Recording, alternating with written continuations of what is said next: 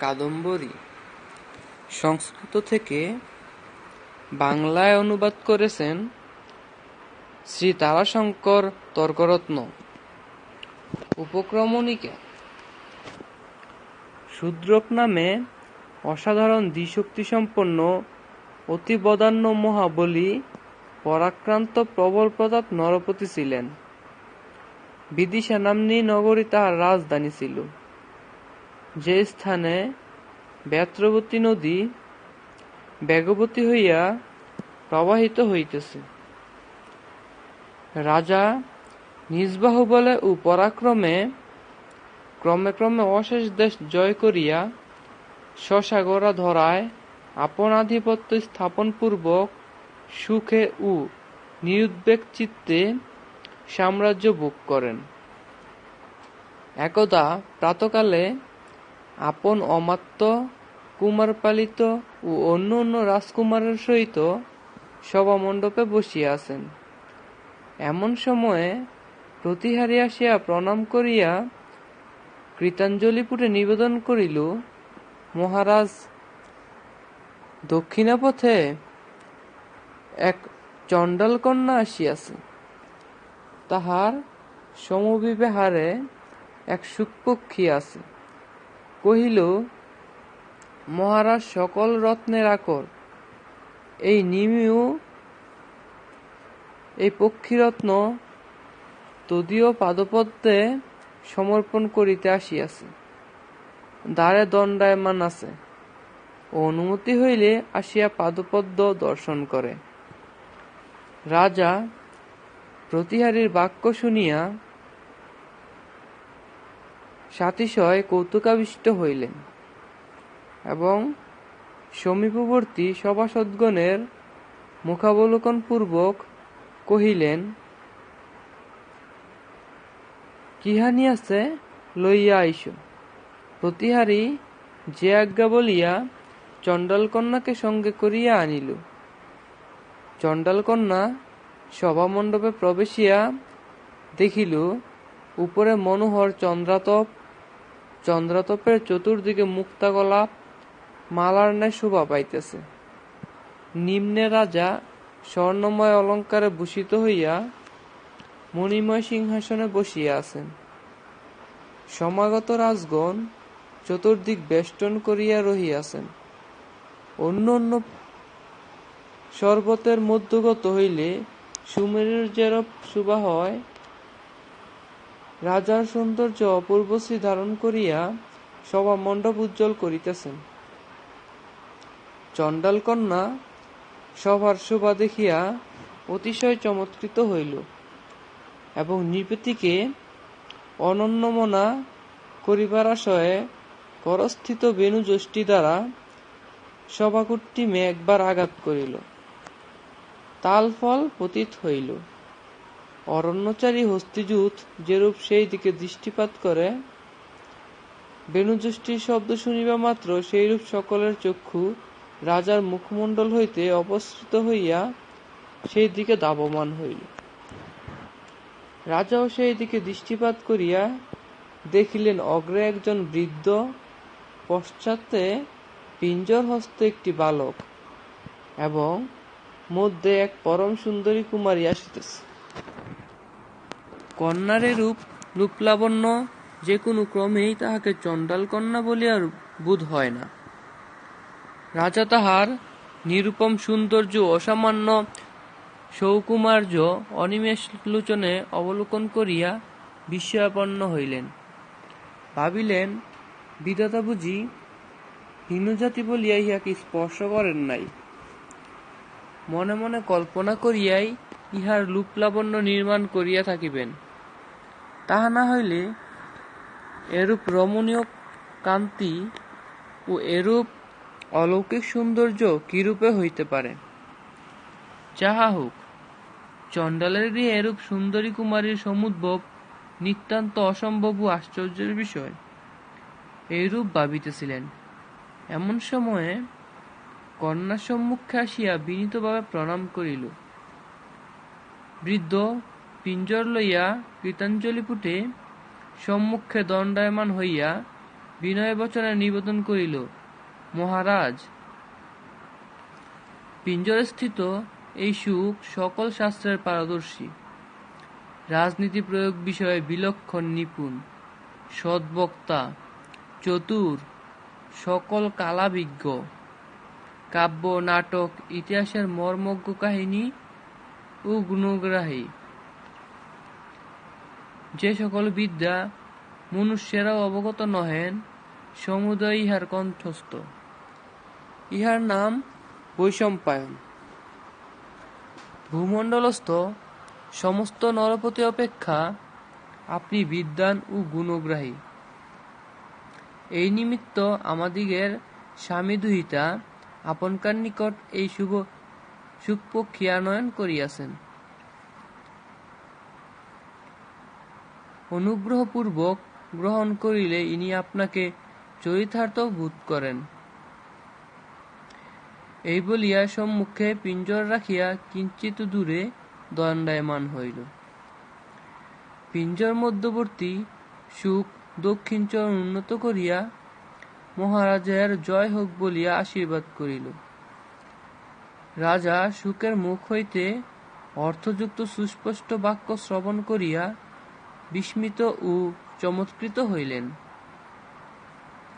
অনন্তর কুমারপালিতকে সম্বোধন করিয়া কহিলেন, দেখো অমাত্য, পক্ষী জাতিও সুস্পষ্ট রূপে বর্ণোচ্চারণ করিতে ও মধুর স্বরে কথা কহিতে পারে। আমি জানিতাম পক্ষী ও পশু জাতি কেবল আহার, নিদ্রা, ভয় প্রভৃতিরই পবতন্ত্র। ইহাদিগের বুদ্ধিশক্তি অথবা বাকশক্তি কিছুই নাই। কিন্তু সুখের এই ব্যাপার দেখিয়া অতি আশ্চর্য বোধ হইতেছে। প্রথমত ইহাই আশ্চর্য যে পক্ষী মনুষ্যের মতো কথা কহিতে পারে। দ্বিতীয়ত আশীর্বাদ প্রয়োগের সময় ব্রাহ্মণেরা যেরূপ দক্ষিণ হস্ত তুলে আশীর্বাদ করেন, সুখপক্ষীও সেইরূপ দক্ষিণ চরণ উন্নত করিয়া যথাবিহিত আশীর্বাদ করিল। কি আশ্চর্য! ইহার বুদ্ধি ও মনোবৃত্তিও মনুষ্যের মতো দেখিতেছি। রাজার কথা শুনিয়া কুমারপালিত কহিলেন, মহারাজ, পক্ষী জাতি যে মানুষের ন্যায় কথা কহিতে পারে, ইহা আশ্চর্যের বিষয় নহে। লোকেরা সুখসারিকা প্রভৃতি পক্ষীদিগকে প্রযত্নাতিশয় সহকারে শিক্ষা দেয় এবং উহারাও পূর্বজন্মার্জিত সংস্কারবশত অনায়াসে শিখিতে পারে। পূর্বে উহারা ঠিক মানুষের মতো সুস্পষ্ট রূপে কথা কহিতে পারিত, কিন্তু অগ্নির শাপে এক্ষণে উহাদিগের কথায় জড়তা জন্মিয়াছে। এই কথা কহিতে কহিতে সভাভঙ্গসূচক মধ্যাহ্নকালীন শঙ্খধ্বনি হইল। স্নান সময় উপস্থিত দেখিয়া নরপতি সমাগত রাজাদিগকে সম্মানসূচক বাক্য প্রয়োগ দ্বারা সন্তুষ্ট করিয়া বিদায় করিলেন। চণ্ডাল কন্যাকে বিশ্রাম করিতে আদেশ দিলেন এবং তাম্বুল করঙ্ক বাহিনীকে কহিলেন, তুমি বৈশম্পায়নকে অন্তঃপুরে লইয়া যাও ও স্নান ভোজন করাইয়া দাও। অনন্তর আপনি সিংহাসন হইতে গাত্রোত্থানপূর্বক কতিপয় সুহৃদ সমবিহারে রাজভবনে প্রবেশ করিলেন। তথা স্নান, পূজা, আহার প্রভৃতি সমুদয় কর্ম সমর্পণ করিয়া শয়নাগারে প্রবেশপূর্বক শয্যায় শয়ন করিয়া বৈশম্পায়নের আনয়নের নিমিত্ত প্রহরীকে আদেশ দিলেন।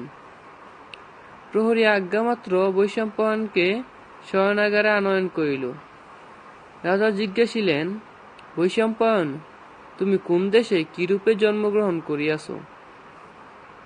তোমার জননী কে? কিরূপে সমস্ত শাস্ত্র অভ্যাস করিলে? তুমি কি জাতিস্বর অথবা কোনো মহাপুরুষ যুগ বলে বিহগ বেশে ধারণ করিয়া দেশে দেশে ভ্রমণ করিতেছ, কিংবা অভীষ্ট দেবতাকে সন্তুষ্ট করিয়া বরপ্রাপ্ত হইয়াছ?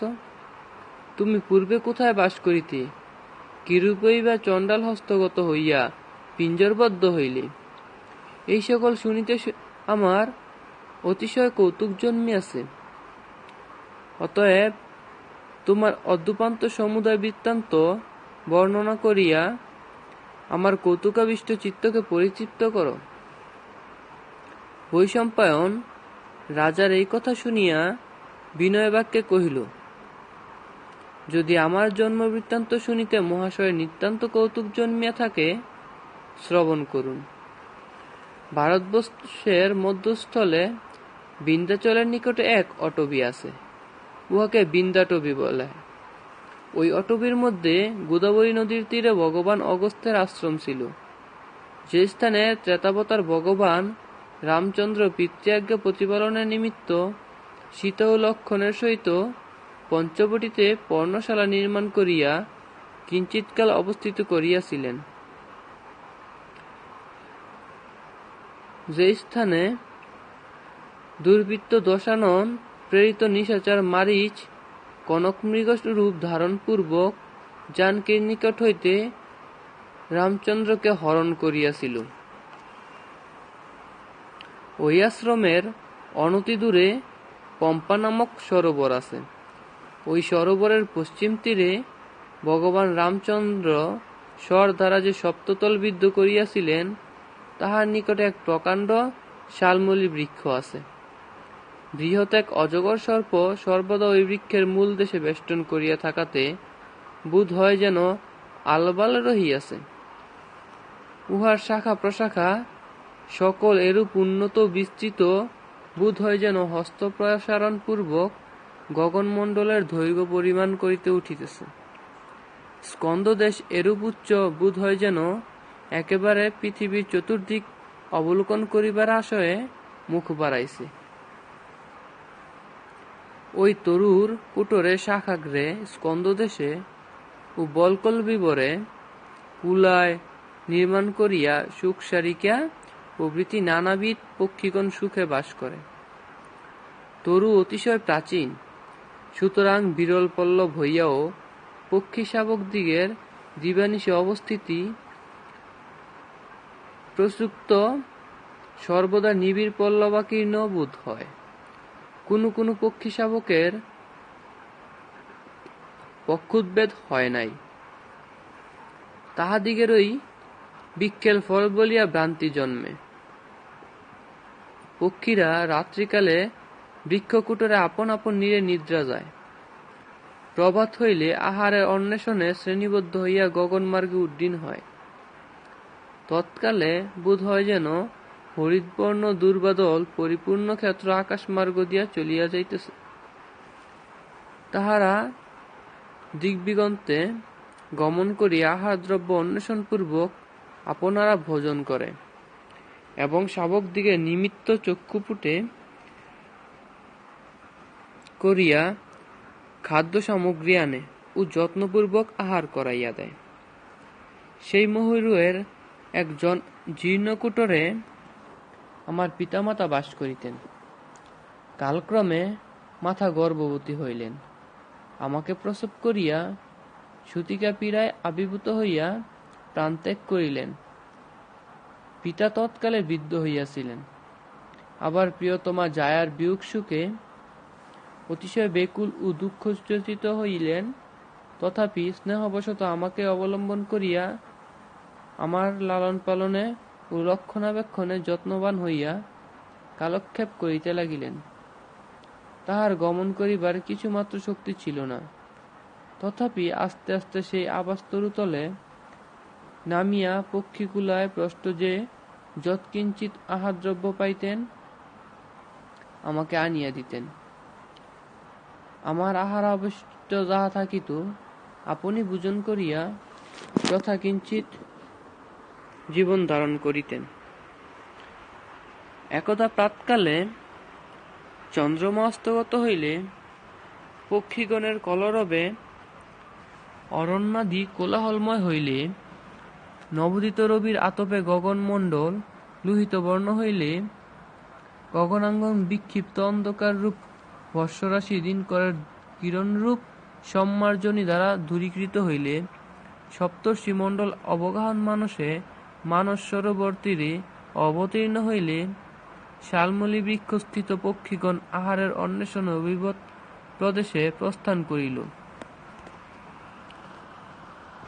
পক্ষী শাবকেরা নিঃশব্দে কোটরে রহিয়াছে, ও আমি পিতার নিকটে বসিয়া আছি।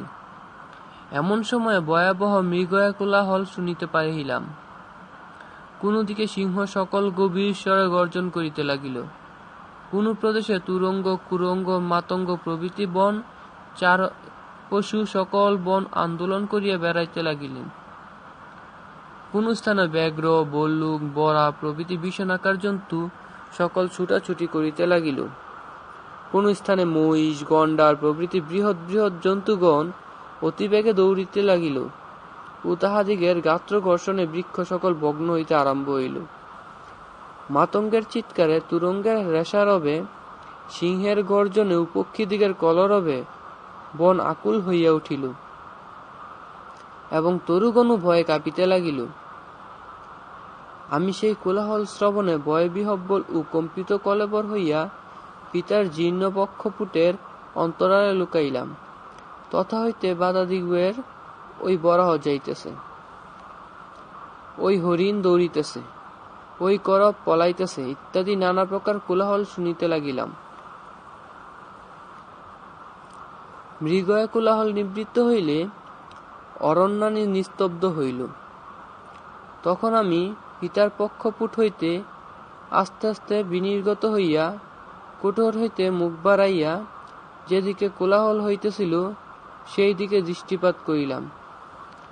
দেখিলাম কৃতান্তের সহোদরের ন্যায়, পাপের সারাথরের ন্যায়, নরকের দ্বারপালের ন্যায় বিকটমূর্তি এক সেনাপতি সমবিহারে যমদূতের ন্যায় কতগুলি কুরূপ ও কদাকার সৈন্য আসিতেছে। তাহাদিগকে দেখিলে বুদ্বেষ্টিত ভৈরব ও দূতমধ্যবর্তী কালান্তকের স্মরণ হয়। সেনাপতির নাম মাতঙ্গ। পশ্চাৎ অবগত হইলাম, সুরপানে দুই চক্ষু জবাবর্ণ, সর্বশরীরে বিন্দু বিন্দু রক্তকণিকা লাগিয়াছে, সঙ্গে কতকগুলি বড় বড় শিকারী কুকুর আছে। তাহাকে দেখিয়া বোধ হইল যেন কোন বিকটাকার অসুর বন্য পশু ধরিয়া খাইতে আসিয়াছে। সবর সৈন্য অবলোকন করিয়া মনে মনে বিবেচনা করিলাম যে ইহারা কি দুর্বাচার ও দুষ্কর্মান্বিত। জনশূন্য অরণ্য ইহাদিগের বাসস্থান, মদ্য মাংস আহার, ধনুধন, কুকুর সুরিত, ব্যাঘ্র বল্লুক প্রভৃতি হিংস্র জন্তুর সহিত একত্র বাস, এবং পশুদিগের প্রাণবধ করায় জীবিকা ও ব্যবসায়। অন্তঃকরণে দয়ার লেশ নাই, অধর্মের ভয় নাই ও সদাচারের প্রবৃত্তি নাই। ইহারা সাধু বিবর্জিত পথ অবলম্বন করিয়া সকলের নিকটে নিন্দাস্পদ ও ঘৃণাস্পদ হইতেছে। সন্দেহ নাই, এইরূপ চিন্তা করিতেছিলাম। এমন সময়ে মৃগয়ার জন্য শ্রান্তি দূর করিবার নিমিত্ত তাহারা আমাদিগের আবাস তরুতলের ছায়া আসিয়া উপবিষ্ট হইল। অনতি দূরস্থিত সরোবর হইতে জল ও মৃণাল আনিয়া পিপাসা ও ক্ষুধা শান্ত করিল। শ্রান্তি দূর করিয়া চলিয়া গেল। সবসৈন্যের মধ্যে এক বৃদ্ধ সেদিন কিছুই শিকার করিতে পারে নাই ও মাংস প্রভৃতি কিছুই পায় নাই। সে উহাদিগের সঙ্গে না গিয়া তরুতলে দণ্ডায়মান থাকিল। সকলে দৃষ্টিপথের অগোচর হইল। রক্তবর্ণ দুই চক্ষু দ্বারা সেই তরুর মূল অবধি অগ্রভাগ পর্যন্ত একবার নিরীক্ষণ করিল। তাহার নেত্র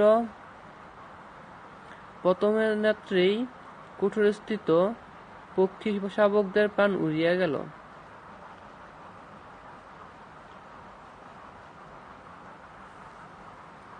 নৃশংসের অসাধ্য কি আছে? সোপান শ্রেণীতে পাদক্ষেপপূর্বক অট্টলিকায় যেরূপ অনায়াসে উঠা যায়, নৃশংস কণ্টকাকীর্ণ দুর্বারোহ সেই প্রকাণ্ড মহীরথে সেইরূপ অবলীলাক্রমে আরোহণ করিল, এবং কোটরে কর প্রসারিত করিয়া পক্ষী শাবকদিগকে ধরিয়া একে একে বহির্গত করিয়া প্রাণসংহারপূর্বক ভূতলে নিক্ষেপ করিতে লাগিল।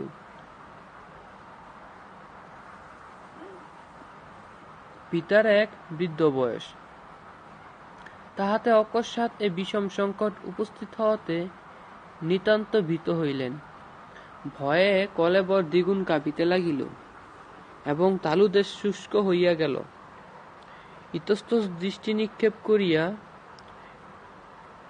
কিন্তু প্রতিকারের কোনো উপায় না দেখিয়া আমাকে পক্ষপৃষ্ঠে আচ্ছাদন করিলেন ও আপন বক্ষস্থলের নিম্নে লুকাইয়া রাখিলেন। আমাকে যখন পক্ষপুটে আচ্ছাদন করেন তখন দেখিলাম তাহার নয়নযুগল হইতে জলধারা পড়িতেছে। নৃশংস ক্রমে ক্রমে আমাদিগের কুলয়ের সমবিবর্ত হইয়া কালো সর্পাকার বাম করকে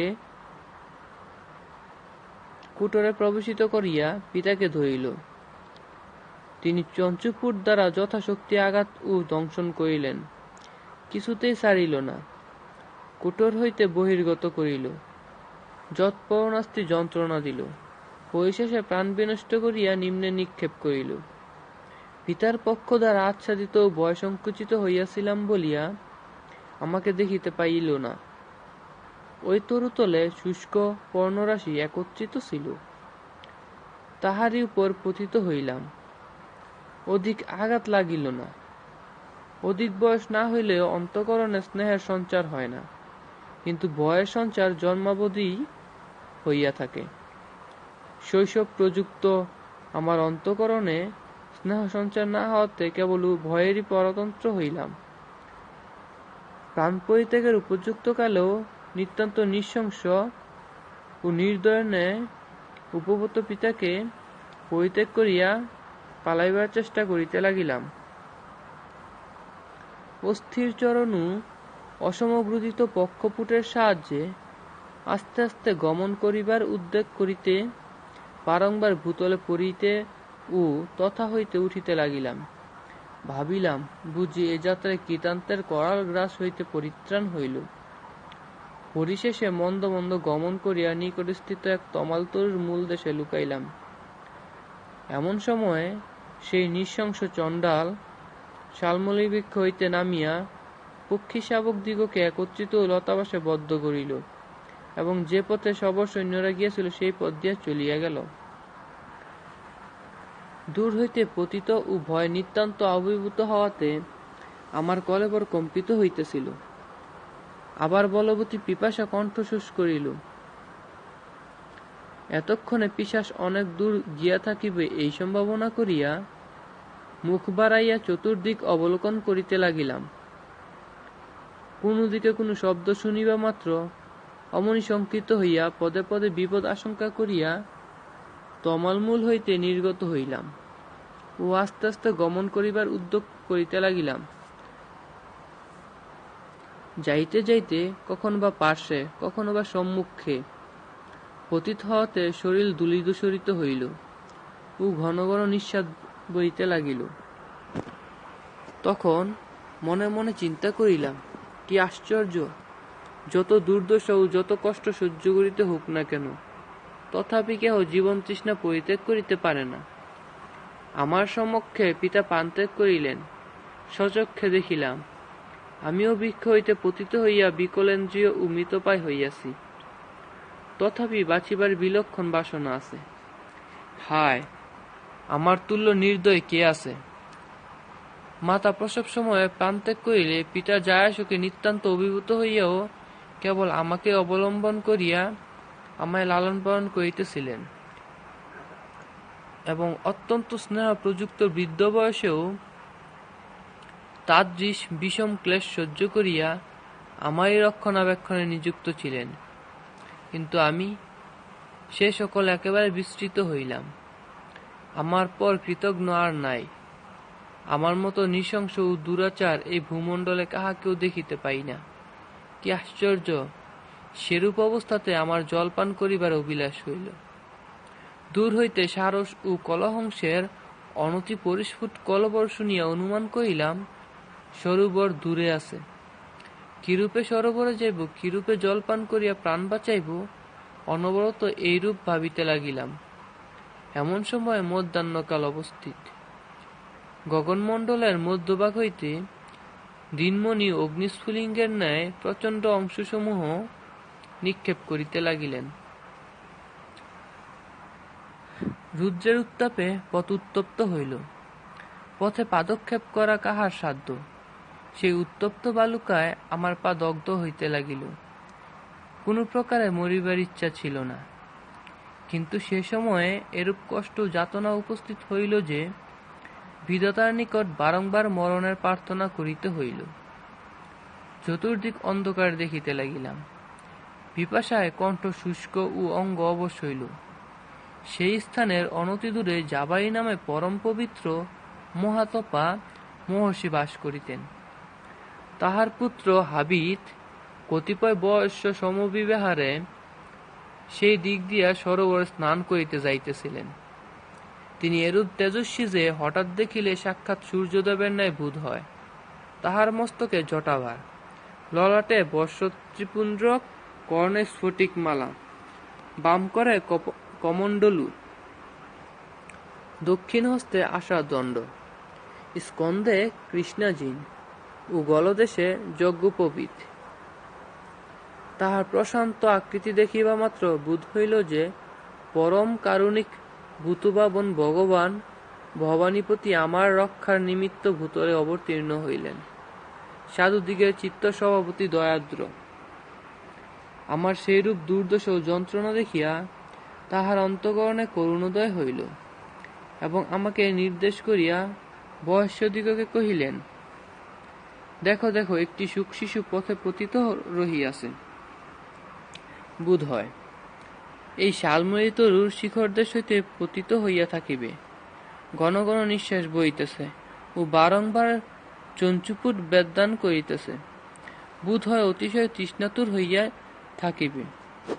জল না পাইলে আর অধিকক্ষণ বাঁচিবে না। চলো আমরা ইহাকে সরোবরে লইয়া যাই। জলপান করাইয়া দিলে বাঁচিলেও বাঁচিতে পারে।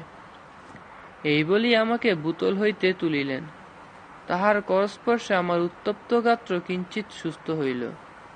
অনন্তর সরোবরে লইয়া গিয়া আমার মুখ উন্নত ও চুঞ্চবুত বিস্তৃত করিয়া অঙ্গুলির অগ্রভাগ দ্বারা বিন্দু বিন্দু বাড়ি প্রদান করিলেন। জলপান করিয়া পিপাসা শান্তি হইল। পরে আমাকে স্নান করাইয়া নলিনীপত্রের শীতল ছায়ায় বসাইয়া রাখিলেন।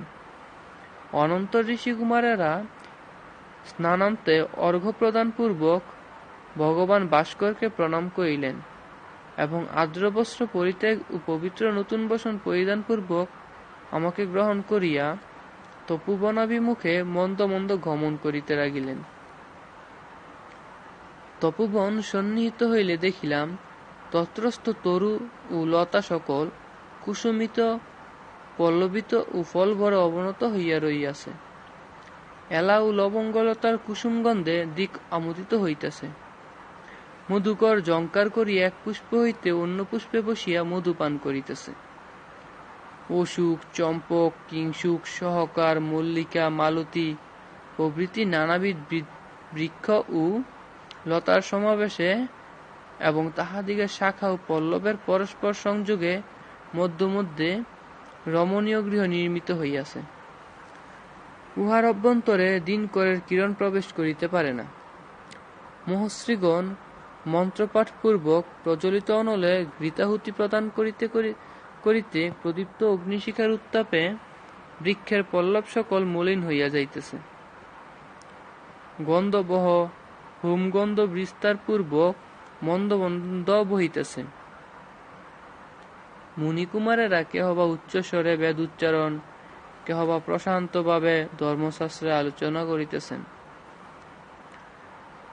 মৃগকদম্ব নির্ভর চিত্তে বনের চতুর্দিকে খেলিয়া বেড়াইতেছে।